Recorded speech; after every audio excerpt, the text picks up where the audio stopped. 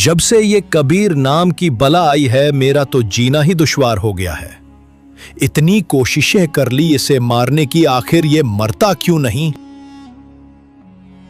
ये बात है उस समय की जब हिंदू और मुस्लिम दोनों धर्मों के काजी, मौलवी और पंडित कबीर परमात्मा को नदी में डुबाकर मारने की नाकाम कोशिश करते हैं। अरे इसकी बातें तो सारी सच है। ऐसे तो ये हमारी दुकानें बंद करवा देगा। आखिर इस कबीर को गीता जी के श्लोक कैसे याद है? ये तो अनपढ़ जुलाहा है।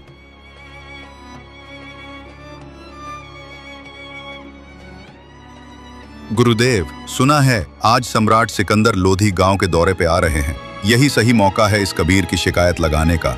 अब की बार राजा से कहकर इसे नदी में मरवा देंगे। सिकंदर लोधी, जो कि उस समय पूरे भारत के शासक थे, वे दौरे पर जाते रहते अपने से निजी शासकों को देखने कि क्या वो सही से कामकाज संभाल रहे हैं। ऐसे ही एक दिन राजा दौरे पर आता है और उधर सभी पंडित मौलवियों का दौर लग जाता है। वो राजा से कहते हैं, महाराज, अगर कबीर जैसा व्यक्ति हमारे यहाँ रहा तो गांव के बच्चों पर गलत असर पड़ेगा। वो ना तो धर्मों की इज्जत करना जानता है और ना ही साधु संतों की और लोगों को शास्त्रों का ज्ञान उल्टा सीधा करके सुनाता है।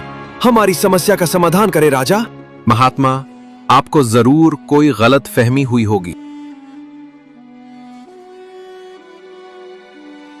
महाराज, गुरुदेव सही कह रहे हैं। उस कबीर ने सारी हदें पार कर रखी हैं। उसे तो निश्चय ही उस कबीर को नदी में डुबा देना चाहिए।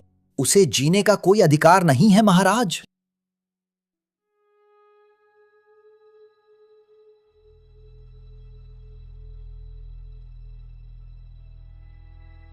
आइए सेकता कीजिए, कैसे आना हुआ?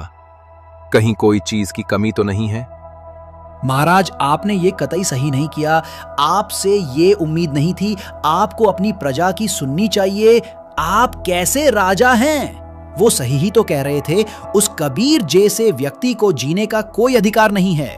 उसे तो मर ही जाना चाहिए। राजा मान पढ़ाई में आ जाता है और स्वयं ही कबीर परमात्मा को बंदी बनाने निकल जाता है। राजा स्वयं अपने हाथों से कबीर साहब को हथकड़ी लगाता है, सिर्फ जनता में नंबर बनाने के लिए कि कहीं जनता मेरी विरोधी ना हो जाए।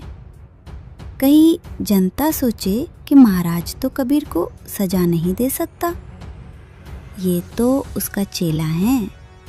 राजा स्वयं अपने हाथों से कबीर साहब को बंधक बनाता है, जो कि एक सिपाही का काम था, सिर्फ जनता में नंबर बनाने के लिए। राजा सैनिकों से कहता है कि ले जाओ, इन्हें नदी में डालाओ। हा, चलो सैनिकों, बहुत हो गया इस कबीर का, चलो इसे लेके। राजा मान बढ़ाई के चलते ये तब भूल गया कि जब उसे भयानक जलन का रोग हुआ था तो कोई वैद्य, मौलवी, पंडित कोई राजा को ठीक नहीं कर पाया था।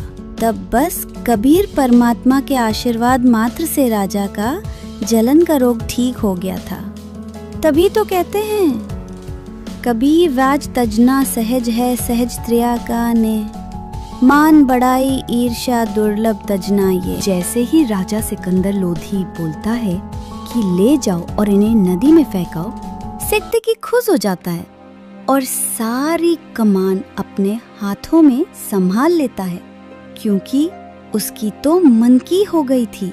सिकंदर सैनिकों के साथ कबीर साहब को नदी में डुबाकर मरवाने ले जाता है।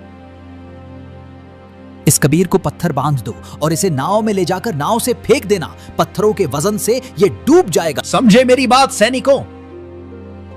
आप कतई चिंता ना करें पीर जी, मैं अभी जाता हूँ और इस कबीर को अभी पत्थरों से बांध के नौका से फेंक दूंगा। सैनिक कबीर परमात्मा को पत्थरों से बांध देते हैं और उन्हें नौका से नदी के बीच में छोड़ आते हैं।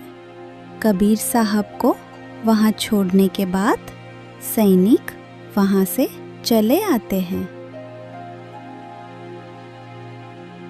सेक्तकी राजा से कहता है, क्यों महाराज, पता चल गया ना, ये कोई अल्लाह वल्लाह नहीं है, बस एक जादूगर है। अब देखना कैसे इससे बंधे हुए पत्थर इसे नीचे खींचते हैं। जैसे ही पत्थरों का वजन पड़ेगा, ये कबीर को ले डूबेंगे। कबीर परमात्मा से बंधे हुए पत्थर अपने आप खुल जाते हैं और जहाँ राजा नदी किनारे खड़ा था, वो ही एक पत्थर का बड़ा टुकड़ा सीधा चलते हुए आता है और किनारे पे धड़ाम से टकराता है। राजा दूर जाके गिरता है मान बढ़ाई में। राजा इतना अंधा हो चुका था कि ये भी सोच नहीं सका कि एक पत्थर ऐसे कैसे आ सकता है। यहाँ खड़े खड़े मेरा मुंह क्या देख रहे हो? जाओ और जाके इस कबीर को पत्थर फेंक फेंक के मारो। कबीर साहब नदी के बीच में थे। सभी लोग जब भी कबीर परमात्मा पर पत्थर फेंकते, वो तो बस कुछ फेंक जाता और नदी में गबाक हो जाता। अरे तीर चलाओ, गोलियां चलाओ, पत्थर वहां तक नहीं पहुंच रहे हैं। सभी लोगों ने देखा कि पत्थर तो वो तक पहुंच ही नहीं रहे हैं, तो सभी बंदूक तीर कमान ले आते हैं। कबीर परमात्मा जल पर ऐसे बैठे हैं जैसे जमीन पर बैठे हों। वो कबीर साहेब पे खूब बंदूक की गोलियां व तीर चलाते हैं, लेकिन सभी तीर और गोलियां कबीर परमात्मा के निकट से निकल जाती। उन्होंने देखा कि तीर और गोलियां तो कबीर साहेब को छू तक नहीं पा रही। तभी सेक्तकी सैनिकों से कहता है, सैनिकों जाओ जाकर तोफ लेकर आओ, मैं भी तो देखूं इस जुलाहे की जादूगरी कब तक मेरे सामने टिकती है।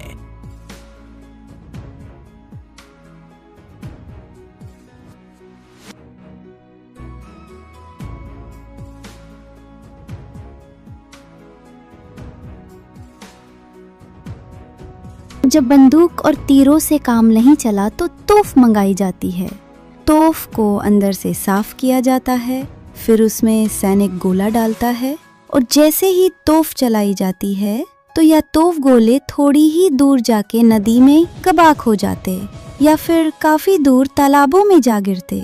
इसी तरह कबीर साहिब पर 4 पहर तक गोले तीर दागे जाते हैं, लेकिन कबीर परमात्मा को एक छू तक नहीं सका। सभी लोग भूखे प्यासे पूरे जोर से लगे हुए हैं कबीर साहब को मारने। अब परमात्मा तो दयालु है, उन्होंने देखा ये बेचारे थक गए होंगे, इन्हें 4 पहर हो गए हैं।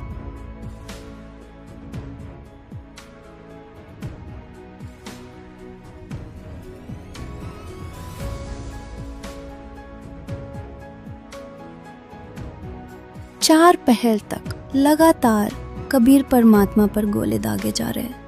जहां भी गोले जाके गिरते, वहां के तालाब सूख गए, खड्डे हो गए जमीनों पे।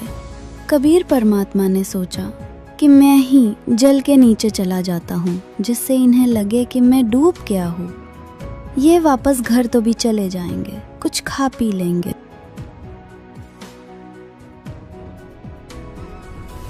मैं अपने बच्चों को तत्वज्ञान समझाता हूँ और ये मुझे और इस तत्वज्ञान को ना समझकर मुझे ही मारने आते हैं।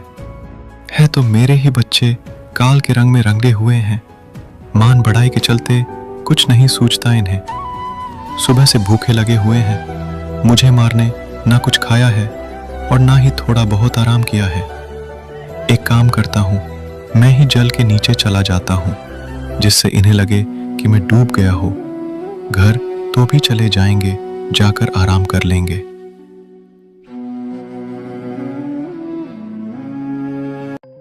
देखा देखा देखा तुमने, वो कभी डूब गया है। मर गया जुलाहा।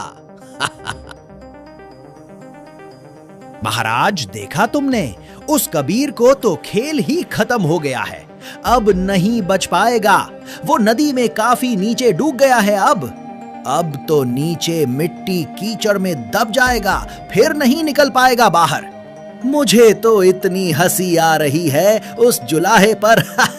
और परमेश्वर कबीर जी ने किसी को बद्दुआ नहीं दी, ना तो वो सारा 1 मिनट में नामो निशान नहीं पाता उनका, क्योंकि वो किसको श्राप दे और किसको बद्दुआ दे। अपने बालकों को कभी बद्दुआ दी नहीं जा सकती माता पिता पे, ये सत्क्रम मान लो। चाहे ऊपर ले मन तक गाड़ी भी दे दे कोई, लेकिन जब दुखी होगा, जब रोना आया करे उसने, तो ऐसे ही उन्हें हमारे दुख का पता है कि भांग पी कर मेरा पीछे पड़ रहे और अपनी समर्थता दिखानी थी। भगवान अगर आम व्यक्ति होता, संत होता, तो मर जाता दरिया में इतना कुछ करने के बाद, और फिर भी न्यों के न्यों रहे, और फिर भी आंख ना खुली, मरा नहीं, सारे तो अटकल अपना ली सारे तरीके, तो फिर भी ना मानना यो दानक दुल्हा भगवान है, क्योंकि दुल्हा उसमें था ना, गरीब था। और ये राजा होता रामकृष्ण ने रापा मान लिए, 5-4 घट दिए, 2-4 मार दिए, अरे आप भगवान से दोगे, ये तो 2 लठ मार के कोई किसान बना लिया, यहाँ के तो नियम यहाँ पर है। और ऐसे भगवान से दोना, ये है समर्थता का खेल। देखियो कबीर साहब को परमात्मा सिद्ध करना, क्योंकि परमात्मा थे ही, अबदास को वो पर दया बख्शी, वो अपनी सारे लक्षण बताए। आज के जमाने में कबीर साहब को परमात्मा सिद्ध करना बालकों का खेल नहीं, और यूं ही हो गया, क्योंकि समर्थ थे, सच्चाई थी। सिला धरी जब नावे में बांधी गले कबीर, गरीब दास फंद टूटे कर ना डूबे जल नीर।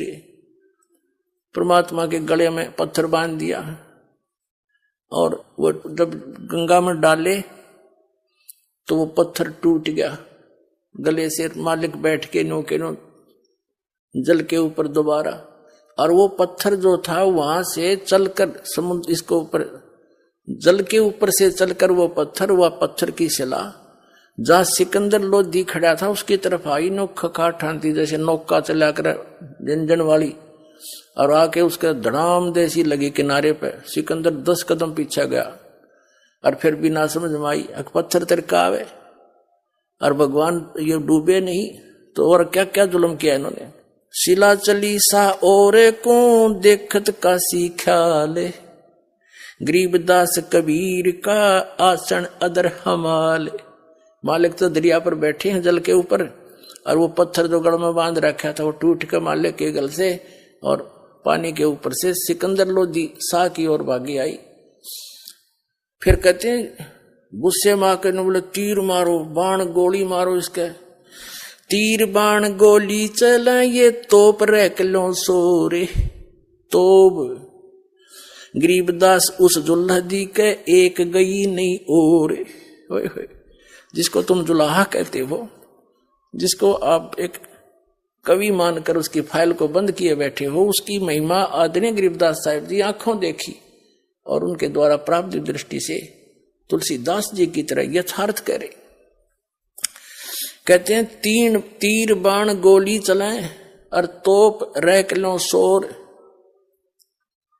गरीबदास उस जुल्हदी के यानी उस दानक के जुल्हे के एक गई नहीं और, उसकी ओर एक भी नहीं गई गोली। उड़े फिस इधर फिर आकाश में हो जा, खूब निशाना शांत नौकर दिनू जा। अब क्या बताते हैं, अदर धार गोले बह ये जल के बीच गबाक। गरीबदास उस जुल्दी पर शस्त्र छूट लाख, यानी लाखों लोग, सेना भी आ गिर, सब पुलिस भी आ गिर, आम व्यक्ति भी जो दुश्मन थे वो ले आए, तीर का काट के कोई गोली मारे। अधर जैसे तोप रख ले सब चले ये तीर बाण कमाने। गरीबदास उस जुल्हदी पर, वह जुल्हदी जल पर रहे अमान। अधर धार अपार गति ही जल पर लगी समाध। गरीबदास निज ब्रह्म पद ये खेले आद अनाद। जुल्म हुआ डूबा नहीं ये शस्त्र लगे न बाण। गरीबदास अब कौन गति कैसे लीजे प्राण। लगी समाधि अगाध में बिचरे काशी गंगे। गरीबदास की लोल सरिये छू है चरण तरंगे। चार पहर गोले बगे ये दमकी मुल्क मदान। गरीबदास पोखर सूखे वो रहे कबीर अमान। कितनी प्यारी व्याख्या की है कि 4 पहर तक, 8 पहर का दिन रात होता है, 4 पहर माने 12 घंटे तक उस परमात्मा पर पत्थर तीर और गोले तोप के ये मारे गए। और परमात्मा बैठे गंगा के बीच में, दरिया के बीच में, जल के ऊपर, जैसे थल पर बैठा करे। अब वहां उसने मारने कौन जा, तो वहीं से तोप और तीर किसी किसी तरह अंड करो इसका। तो क्या क्या बताते हैं गरीबदास साहब जी के तीर बाण गोली चले तोप रे किलो सोरे, दुम दुम हो रही, दुम चारों तरफ से बंदूकों की, तोपों की। गरीबदास उस जुल्हदी के एक गई नी और, उन परमात्मा उस यानी जिसको तुम एक दानक कह के बोल रहे हो, जुल्हा कह के, उसकी तरफ एक भी गोली, तीर और तोप का गोला नहीं गया।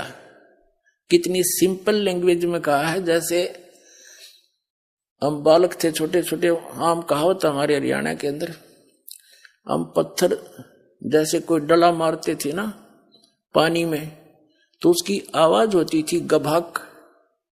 तेनों क्या करते ले जल में पड़ा गभाक देसी बोला। तो यहां उसी लैंग्वेज का प्रयोग कर रहे हैं। क्या बताते हैं, अधरधार गोले बहे, यानी अधरधार वन ऊपर के गोले तोप के या तो दूर जा पड़े पोखरों में, तालाबों में, वह सूख गए सारे।